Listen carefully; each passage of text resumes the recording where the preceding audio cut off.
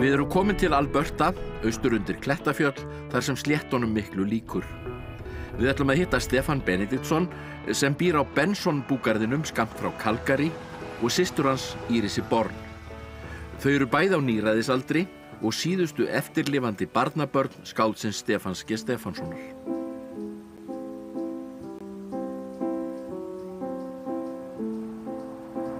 So Steve, here we are right in the center of the heart of Canada's great oil adventure, really. Yes, we are. Here's where, within a few miles of here, is where the discovery well was made for northern Alberta in 1947, February 47, as I remember. And that brought in the oil boom that we've enjoyed ever since. A great economic activity and very important energy provider for Canada and in part for the U.S. Yeah, and Canada has actually become quite rich because of the oil. Yes, it has. Yeah. It carries us through the tough times. But you were involved in the oil adventure from a very early stage. Yes, actually I left the farm at Markerville in the fall of 53. This is going on to 60 years ago, to work on oil drilling rigs. And I just stayed with that for a lot of years and had a great time at that. But then you worked in oil all over the world. Saudi Arabia, Indonesia. Yes, Australia, South America, Argentina, lived there for a number of years. Did you make a lot of money? Well, I'm comfortable, as they say. It's okay. Tell me, but first you just started out as a young man, just working on the rigs as a working man. Yes, I did. Actually, I was a high school dropout, working on the farm and driving a truck and doing odd jobs. We would go to work in the wintertime as the farm boys. Of course, when the oil boom came, they needed a lot of workers. Yeah. And they liked the farm boys because they worked hard, didn't ask questions, just do it. Yeah. And what did you do when you started? Well, I was part of a drilling crew working on rigs like this, drilling for oil, and I did that for quite a lot of years, for about 5 years, until I decided at the age of 24 that there was more to it. So I went back to high school at 24, and I was married. My oldest son, who you met, was born that fall. Yeah. And I went back to high school and I got enough credits to get into university. Took engineering here at University of Alberta. Then I just stayed with SO. Sure, I had a great run and I'm very grateful for all of that. Móðir Stephans var Rósa, yngsta dóttir skáldsins, sjáaldur augnans, sem hann orti vaxir þú aldrei upp úr því, hallir byggja að búa í. Hún fæddist aldamóta árið 1900 og andaðist 1995. Rósa lærði búfræði og átti heim í Markerville þangað til 1955, en þá flutti hún til bæjarins Red Deer þar sem hún vann á sjúkrahúsi. Stephan var ungur maður og byggði hús fyrir móður sína. You built a house for your mother at a very young age. Yes, I did. Actually, what happened, father died in 1941. He was 40 years old of a heart attack. And this left mother in a rather bad condition, of course. Everybody was recovering from the Great Depression. And so here was mother with 4 small children. In 1954, I had a steady job on a drilling rig, and oil drilling rig, and I decided to build a house in Red Deer here in this area, Montview. I had saved $2,000, and a friendly bank manager, an old man, Mr. Myers, gave me a mortgage, and I built a house. I think it cost $10,500 at the time, and moved Mother and my two brothers, Conrad and Theodore, into Red Deer. Now, things got better. Mother went to work in Red Deer Hospital here, and she worked until she retired at the hospital. They loved her there, and things worked out much better. You were 21 when you built the house? Yes. And you paid back the mortgage? Yes. But your mother was well loved, wasn't she? Yes, she was. She was. She just had a lot of following because of the way she was. She was such a principled lady, and of course, Stephan, your grandfather, loved her very much. Yes, yes, she was a tower of strength for him. Yeah, she was his secretary and his gopher and chore lady. They did things on the farm. Já, hann notaði hverja stund frá vinnu sinni við skriftir sínar og lestur í kompani sinni sem hann kallaði. Já. Og fram á kvöld, fram á nótt. Well, the house wasn't always as beautiful as it is here. Well, it was quite like it is here. They've done a remarkable job of restoring it. But of course, it had deteriorated in condition a lot when they took it over to restore it. It was abandoned? It was abandoned. After Grandfather died, Grandmother lived here with Uncle Jake. He was Jacob. He was a bachelor farmer. And they lived here. Then Grandmother passed away. Jake continued on his own until he passed away. Then the house was essentially abandoned here with the furnishings and things. It just sat here, and it deteriorated, and it was really largely as a result of the community effort in the Markerville community. 3 or 4 people that were determined to see it restored as a historic site. That included my mother. She devoted herself to that for quite a few years. Did a fine job, I think. And this is an important landmark, and I don't think many people in Iceland actually know that you get busloads of school classes and tourists coming here. So this is a really important place here. Yes, it is. Yes, it is. It's quite remarkable, you know. Coming here in 1889 in an ox cart with a young family, it always surprises me so much. When I think about it, I find it hard to imagine leaving Calgary, heading north 100 miles, no roads, no bridges, no Safeway store, no. No houses. No. I don't know how they did this, how they had the courage and determination to just move to the wilderness and succeed. Yeah. And this is an important reminder of that. Yes, it is. It is. It's a milestone in that, because there are fewer of these sorts of homes left across the prairies. And if you reflect on it, it represents this pioneering spirit and what was done 100 years ago.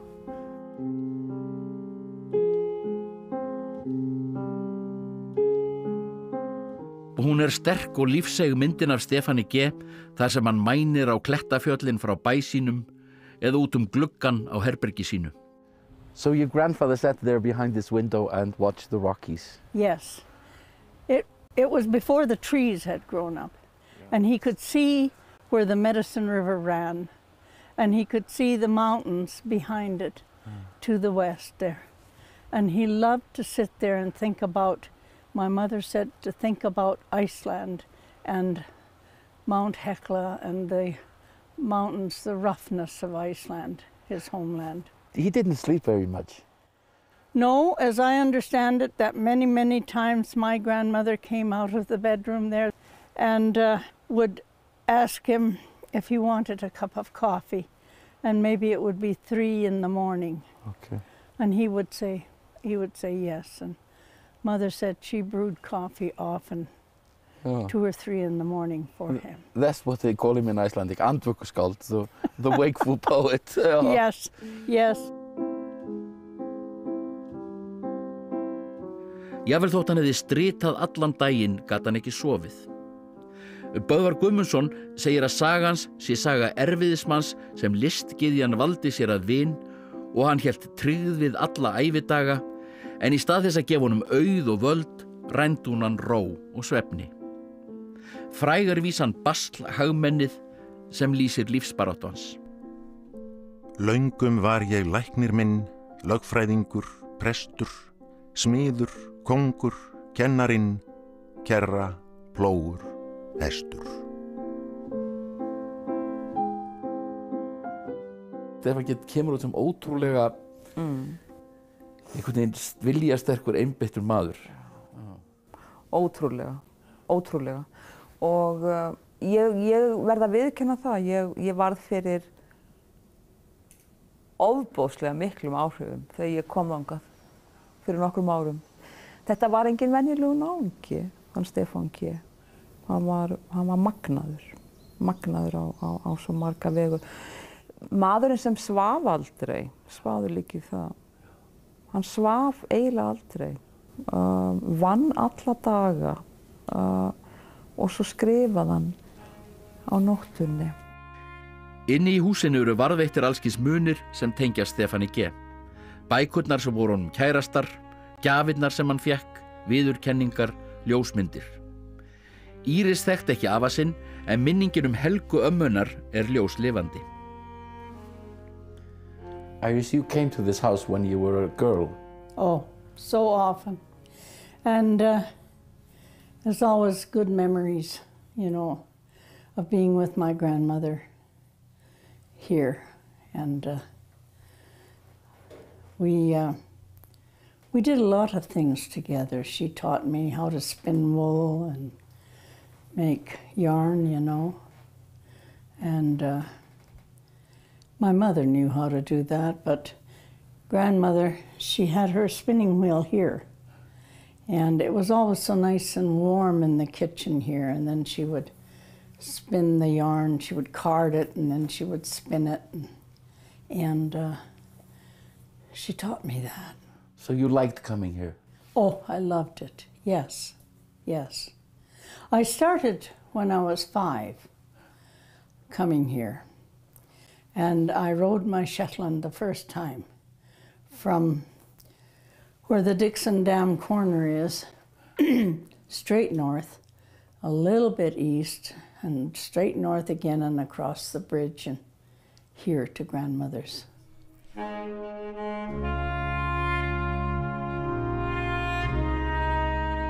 But by then your grandfather, he had passed away. Oh yes, he passed away in 1927 and I was born in 1929.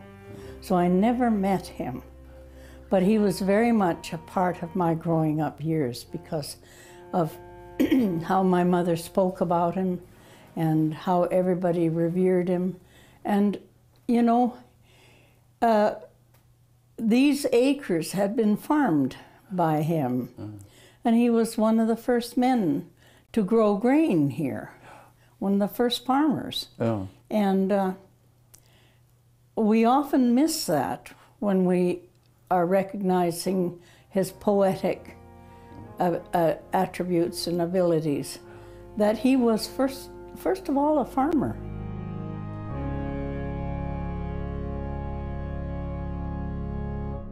And you were a farmer. You've been a farmer all my life. Yeah, all my life. And, you know, there's nothing like being close to the land and being able to grow things and being able to raise your children in a rural setting. I had 5 children, and they all loved the land, you know. So what kind of food did your grandmother make? Everything. I can remember helping her make a rulapilsa, where you take the sheep's flank and you trim it and you tie it first and you soak it in brine water. And then you take it out and you open it up and you put allspice and salt and pepper and probably onion. And you roll it up again very tight and you sew it and then you boil it. Okay. And she made things like slaughter and livrapilsa. And I don't think it's an Icelandic cake, the vinaterta. It was more North American Icelandic cake.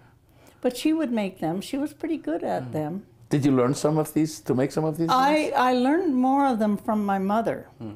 And my granddaughter, my daughter that lives over here, her granddaughter, learned a lot of, like, she makes an awesome vinaterta. And it was mother's recipe that she has, and she can do it, and she can make the prune sauce that went in between the layers. I never did.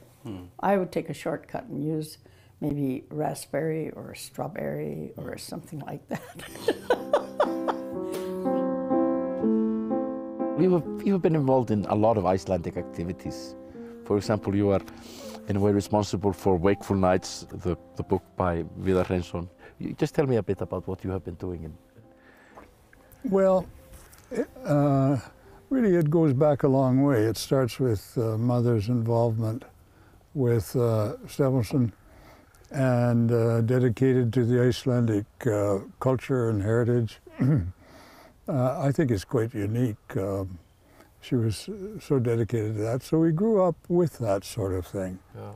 And so as a result, through the years, in addition to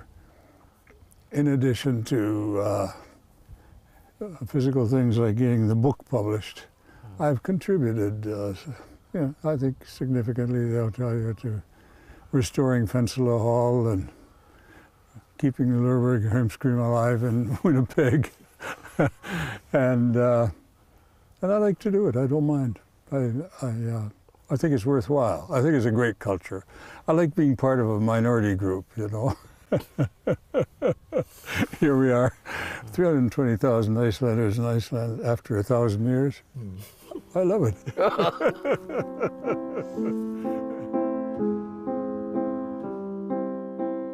You're not too happy about the color of the house. I think grandfather would be very disappointed in a pink house because he was not a flamboyant man, you know. And I know my grandmother would have she would have thought that was terrible. It was cream or buff, you know, and it was a dark green trim. I remember asking the lady that was overseeing it all where she got this pink color. And she said, well, there were pink chips on the back of the house. And I kind of looked at her and I said, my goodness. I said, the chips everywhere else were beige or, you know, buff. I said, my friend and I had painted the woodwork with enamel in the bedroom. And when we went to clean the brushes, we cleaned them on the back of the house. Okay. And it was pink. Pink trim in the bedroom. But, you know, and of course Mother tried to argue with them too. And so that's the reason why it's pink. It's because you and your friend smeared some pink color on the back of the house. Cleaning the paintbrushes. There was tragedy here when one of his sons died. Can you tell me about that? Yes, of course I've heard about it from Mother and read about it and so on. Gester, he was next in age to my mother, the second youngest. There was an incredible lightning storm, as we get in the prairies here, and the lightning striking around. So they came rushing in. Actually, my Uncle Jake and Gester came rushing in from the fields, and as Gester crossed the fence, a wire fence, lightning struck, and he was killed instantly. Stephan orti kvæði son sinn sem þykir með fegurstu erfiljóðum á íslensku. Ég kveð þig uglaus, en til þess ég finn alla þá sem harmum látitt bera að geta í borið meira en hlutan minn af mæðu þeirra án þín nú að vera. Til æviloka á ég til þess merki, þú ert hjá mér í ljóði mínu og verki. Við fáum okkur pönnukökur með rjóma að íslenskum sið í gamla mjólkurbúinu í Markerville. Now we have some pönnukökur. Yes, and I make them. And I believe Steve can make them too. Okay. Yes, I have. Yes. Yeah. In desperation, I make them myself. Yeah. You know they need to be wafer thin so you can read. Yes. You need to be able to read Morgunblaðið through them. Well, one of the first things I bought in Iceland was a pannukokkur pan. And mine are thin. I can read the paper.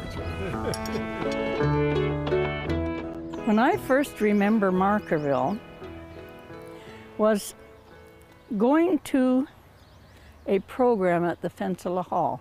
I wasn't very big. I don't know how old I was, but to me it was magical, you know, to have this little town hardly any distance away. What were the other people in the area? You had the Danes? There were Danish people, a community of Danish people at Dixon, which was west of here and south. And they were very religious.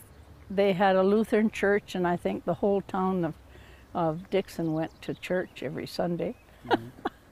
And whereas here we built the hall, the Icelanders built the hall for a community hall because, you know, they were very socially active. Yeah. Icelanders always were socially active. So the Danes were over there with their religion and the Icelanders were over here with their secular stuff. And maybe they had a few hilarities, and that's why the hall was built, because they would have dances and maybe imbibe a little bit too much, who knows. Mm. But I remember my dad making the remark, because we lived about halfway between Dixon and Markerville. And he said, we have the best of both worlds, he said. We're halfway between heaven and hell. So the Danes were in heaven and the Icelanders were in hell. This is the traditional Markerville picnic grounds, the Icelandic picnic. We always, it's just a way of life here. You know, are you going to the picnic? And they understand it's the June 17th Icelandic picnic. It started before the turn of the century, so we've been going over 120 years. We will be going this year, and if I'm in the country, I always try to make it, you know. They have races. There used to be a bandstand here. There was a Markerville band at one point, and it's fun, it's tradition. Definitely cultural, ethnic, but I like it.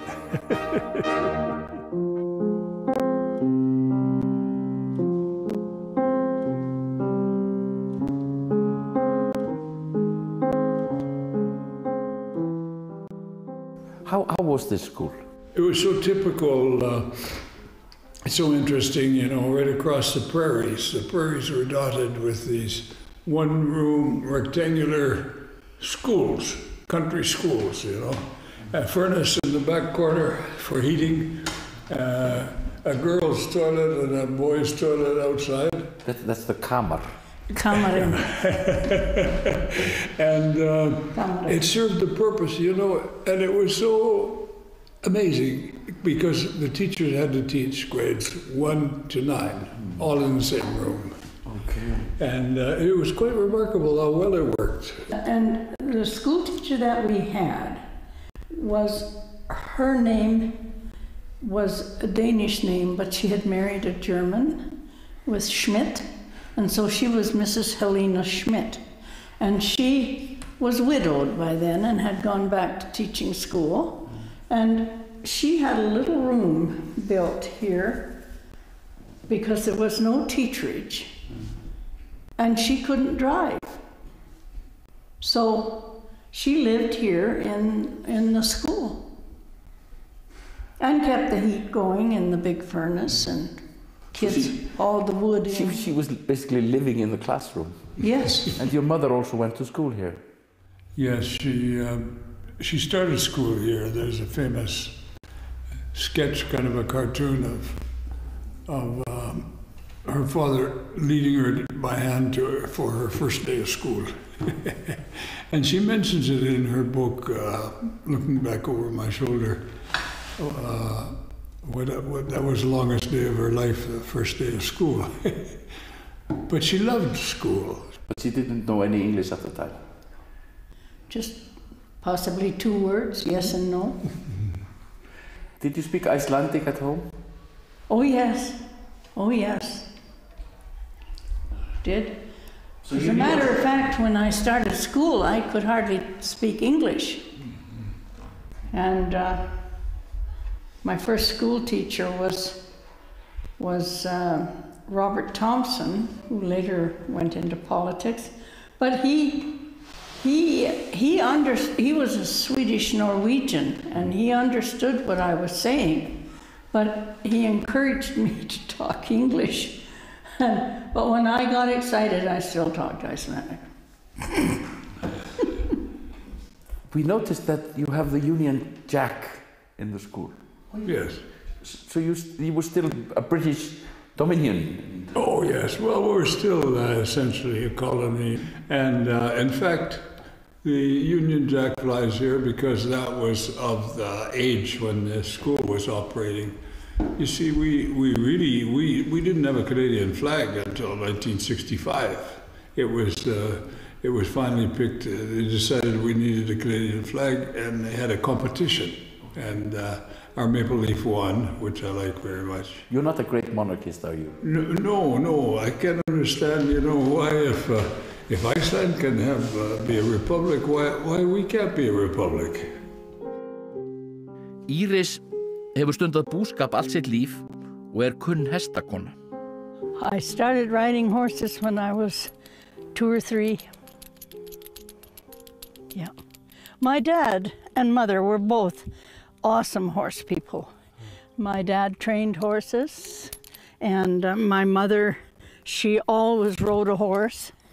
And I've been, I guess you would say, I can hardly live without one around, Okay. It's part of our family, actually. Steve has played polo and has always owned polo horses. And he gave it up just a few years ago because, when you get so old, it gets harder to hit the ball. So. But do you still ride? Yes. I rode last year. I don't ride over the winter because it's too chilly, but I intend to do some riding this summer. And I have a grandson that is awesome with horses as well, and he wants to ride, and he wants to teach his girlfriend how to ride. Okay. And you go along for the ride? And I go along for the ride. Great. Yeah. Fjölskylda Írisar og Stephans kemur saman í Edmonton. Árlega veitt verðlaun fyrir ljóðlist sem bera nafn Stephans G á hátíð bókaútgefenda sem haldin í þessari miklu olíuborg. Í þetta skipti það söngverinn og gítarleikarinn Iris Bourne, sonur Írisar, sem afhendir verðlaunin. Bill, what does it mean to you, if anything, being of Icelandic origin? Well, that's it's a big question, but I was going to say, thick ankles and sturdy feet. But you're thin, you're way thin. So. No, but I do have strong feet. I notice that I can walk all day. But no, I just feel pretty grateful. It's a studious lot, those people, it seems to me. They seem to be quite learned, and that's a challenge, Your mother seems to be a formidable woman. Oh yeah, well she's a feisty I noticed that about my grandma, Rosa, Stephan's daughter. A lot like my mom in that way. Just like a steady ability to just go and keep going, you know? Kind of like a Norseman or something. I don't know, you know. I guess genetically, that they're pretty hardy bunch from Iceland and that whole area.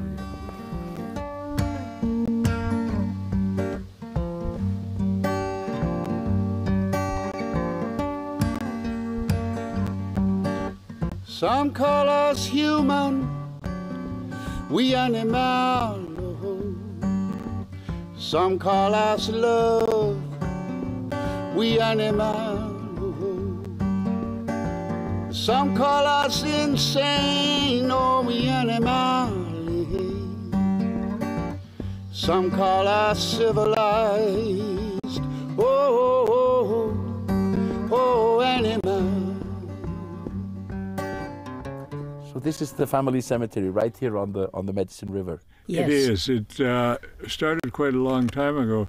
The first one in the family that passed away was Stephan Benediktson, and he was in Calgary.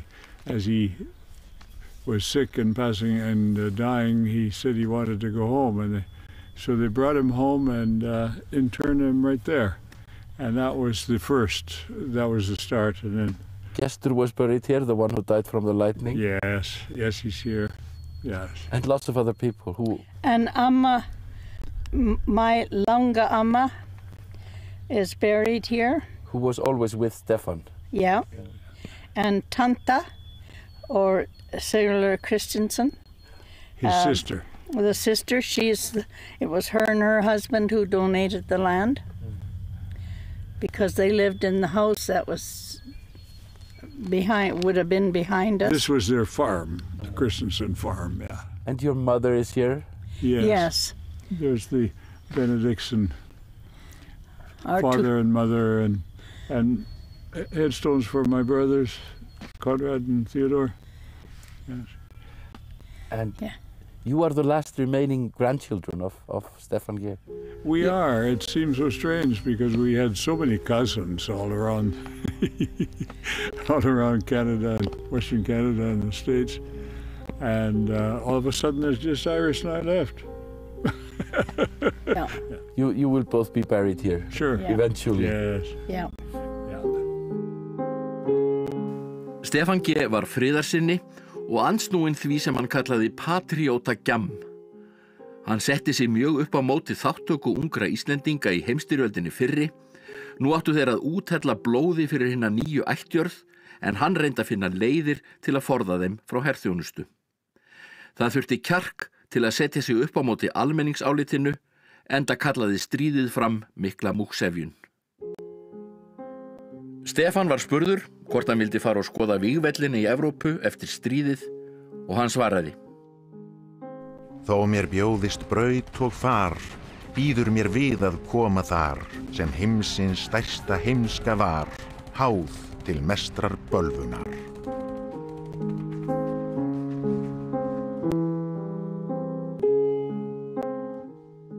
Even if we have this government memorial to your grandfather, he was a rebel. He was a pacifist when it was not popular, and he was against the church, and he went against the tide of the times. He was brave.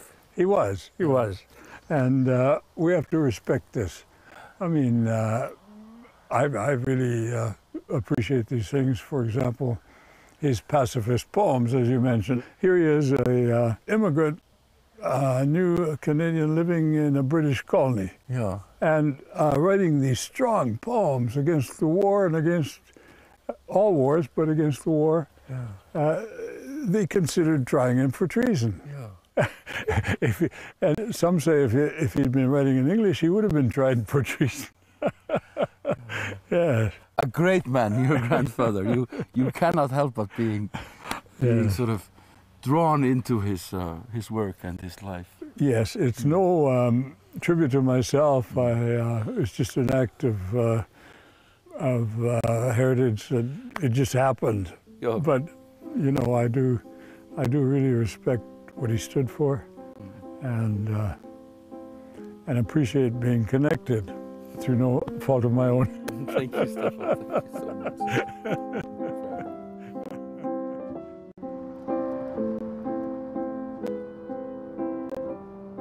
Við förum yfir Klettafjöllin á leiðin út að Kyrrahafsströndinni. Þetta voldugt land og tignarlegt. Þarna upplifir maður einhverja mögnuðustu náttúrufegurð sem getur, hrikaleg fjöll, skógi vaxnar hlíðar, fjallavötn og dali. Vestur-Íslendingur sem kom fyrir löngu hérna upp í Klettafjöllin var spurður hvernig sér hefði litist á. Hann sagði, það of fallegt. Íslendingar vildu endilega staðsetja Stephans G hérna í Klettafjöllin, en auðvitað bjó hann á sléttunum langt frá. Þorsteinn Erlingsson orti, innst inn í auðn hjá Klettafjöllum á Ísland taug af sinni bestu rót. Í næsta þætti förum við út á strönd Kyrrahafsins í mildari veðráttu en á sléttunum. Ströndin togaði í marga sléttubúa og þar settust fjölmargir Íslendingar að þegar járnbrautirnar fóru að ná út af hafinu.